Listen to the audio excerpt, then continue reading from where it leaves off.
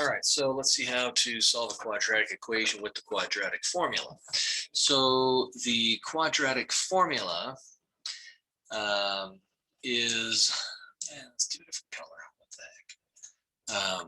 Is going to be x equals negative b plus or minus the square root b squared minus 4ac, excuse me, over 2a, where a is, whoops, didn't do that very well, where a is the coefficient of x squared, just the 5, not 5x squared.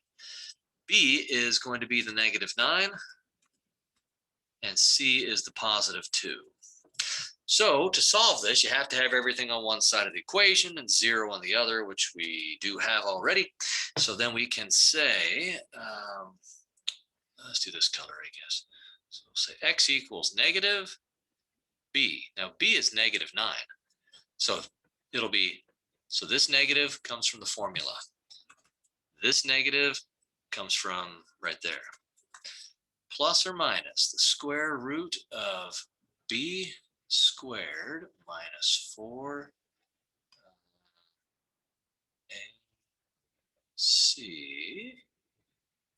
all of that over 2 times a. Okay, now remember we've learned about factoring a polynomial like this and then in an equation so we can set each factor equal to 0 and solve. And that only works when it factors. This is going to work every time. Every time you have a quadratic equation. Okay, in other words, highest power of x is 2. All right, so we start tidying things up. And let's see what we got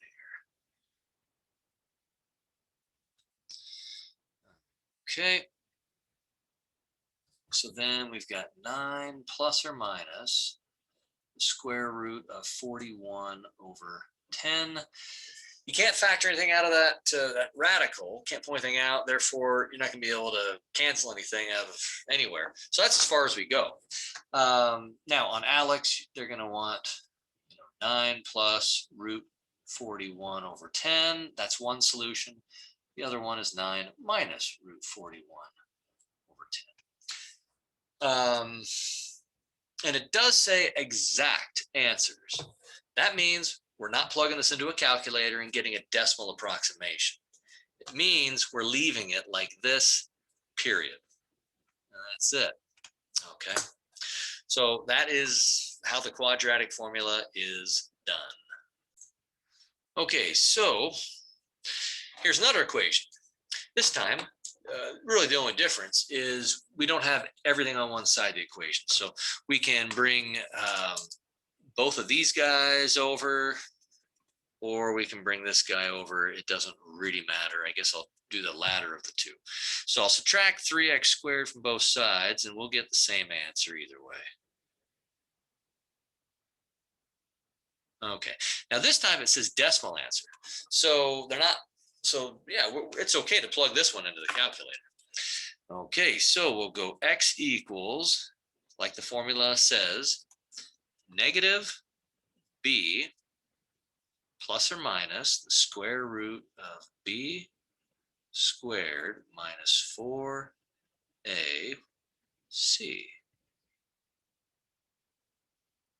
over 2 times a.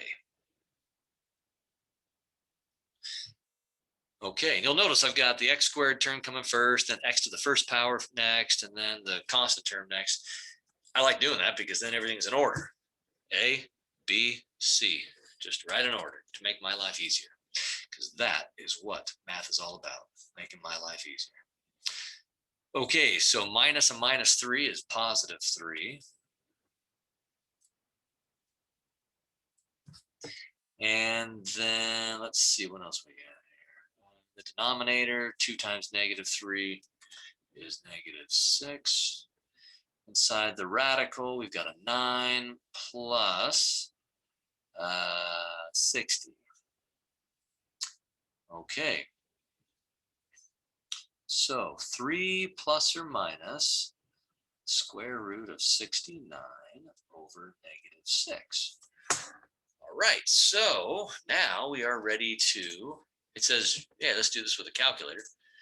So I'm going to do it. Okay, so I'm going to go alpha, y equals, enter. Sorry, it's such a mess, but I'm sure you can handle it. 3 plus the square root of 69 over -6. And we get that. There's one solution. So the other one is, if I arrow up and hit enter, I can just change the plus to a minus, and there's my other solution. And I've got them both right there. And it says, let's get them as decimals, round them to the nearest hundredth, so 2 decimal places. So that would be -1.88 and +0.88. And that is how we do it. Okay. Now, we've talked in the past a little bit about whatever you call it, complex numbers, imaginary numbers. So it says, hey, let's do the quadratic formula again. This time we're going to get complex roots. All right, whatever. Doesn't really matter. I kind of do everything the same way anyway. So I get x equals -b plus or minus the square root, whoops, of b squared minus 4ac over 2 times a. And so we get a 2 and a 6, and a plus or minus, and a 4 minus 60. And we see right away at this point, we're going to get a negative, square root of a negative. Well, that's okay. That's what we were expecting because of complex roots. So that's cool. So 2 plus or minus the square root of -56 over 6.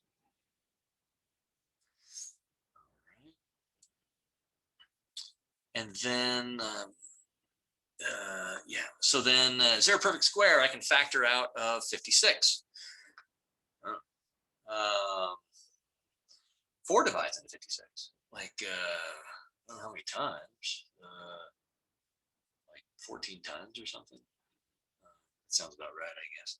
So I can rewrite the radicand as -1, pull out the negative, and then 4 times 14 is the 56. Okay. Okay, so then, using stuff we've seen in the past, the square root of 4 is 2, the square root of -1 is I, and the square root of 14 doesn't change. Now I can cancel, because I can factor a 2 out of the numerator and the denominator, I can cancel a 2.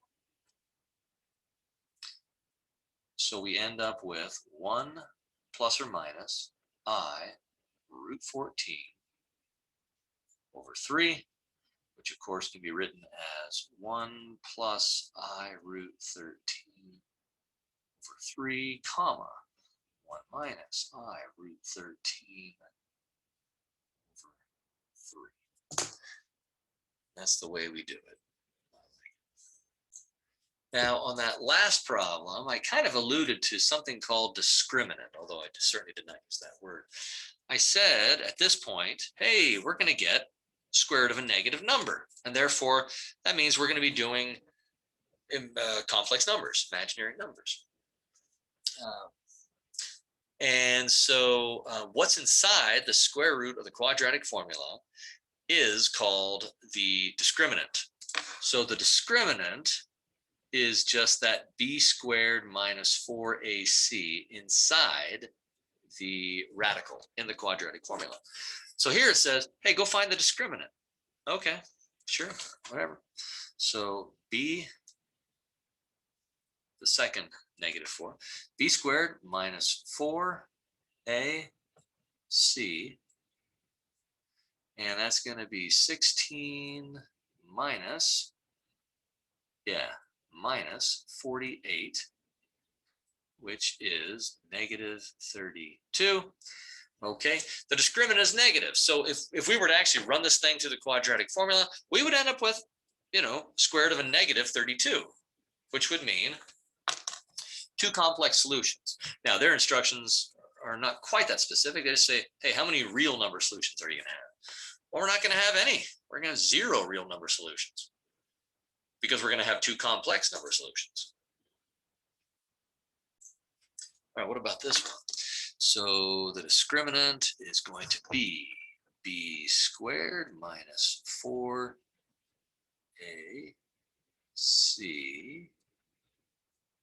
which is 144 minus 144, which is 0. So if we were to run this equation through the quadratic formula, we would end up doing square root of 0, square root of that discriminant, which means when you do the negative b plus or minus the square root of 0 over 2a, whatever a and b are, well, this is just going to be 0. It's not going to affect anything. And whether you add or you subtract 0, you're going to get the same thing. It's just going to be negative b over 2a. So you're only going to get one real number solution. So when the discriminant is 0, you get one real number solution. And it turns out if the discriminant was positive, then you would get two real number solutions. So those are the three possibilities. Okay. Discriminant is negative, no real solutions. Discriminant is 0, one real solution. Discriminant is positive, two real solutions. No other choices. That's it. Okay, so a ball is thrown from a height of 65 meters. So it starts, right up here, I guess, with an initial downward velocity of 10 meters per second. So somebody's standing up there and they don't throw it up, they throw it down toward the ground. Now the ball's height, h, measured in meters, and after t seconds is this following formula. So t is time, h is height. How long after the ball is thrown does it hit the ground? So how long? We're looking to solve for t. We want to solve for t. So we want to solve for t when the height is what? Well, when it's hit the ground. When it hits the ground, the height is going to be 0, isn't it? Yeah. So we replace height, or h, with 0. And then we just run it through the quadratic formula, like we've been doing. So not terribly exciting. So we're going to get t equals negative b plus or minus the square root. I know this is getting really old. B squared, and b is not always negative. That just happens to be the case. A few of these. Minus 4ac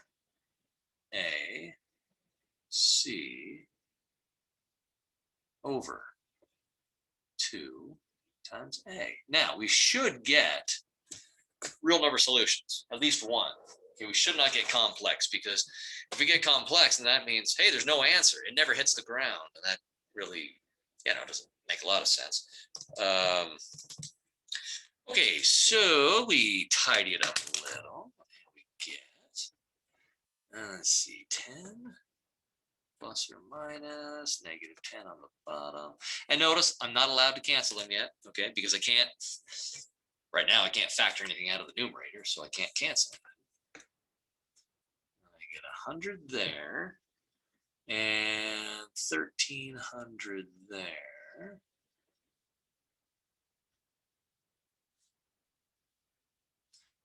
running out of room quickly. That's cool. All right, so I get to that point for the moment. So normally I would say, hey, what can I factor out of the radical? Well, I can, 1,400 is 14 times 100, and I can do the square root of 100 is 10, and I can pull all that. I think I'll just do that anyway. I really don't need to on this one, because I'm going to go to the calculator eventually, because I want me to. But I could, just for practice, because we all need it, I could say that right there. And then square root of that 100 is 10. And then let's see. Now because I'm able to factor a 10 out of the numerator and out of the denominator, I'm allowed to cancel them. Hallelujah. So I can just bring that -1 up and have -1 plus or minus square root of 14. If you're not comfortable with that, just leave it at the bottom. All right. And that's going to give us 2 answers. So where's my cursor? Oh, there it is. That. Okay. So calculator. All right. So we've got -1 plus square root of 14. That's that one. And then an arrow up, grab it, and then make it minus. Okay, so I've got 2 solutions. -4.7 and 2.7. Let's see, how many decimal places? Oh, they said nearest hundredth. So that'd be 2.74 and -4.74. But what are we solving for? We're solving for t, for time. Okay, so how many seconds pass before the ball gets to the ground? Well, one of our answers is it takes 2.74. It's about 2 3/4 seconds to get to the ground. But and that makes sense. The other one is -4 3/4 seconds.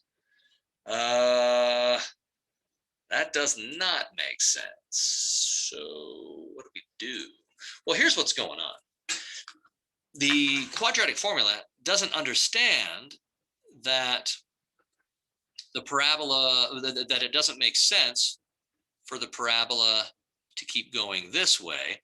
Okay, actually that was not good enough. Okay, so for the parabola to keep going this way, so that when it hits, did it again. So that if it were to hit the ground over here, that would be 4.74 seconds before the ball was launched. It doesn't make any sense, but that's what the -4.74 means. That's all.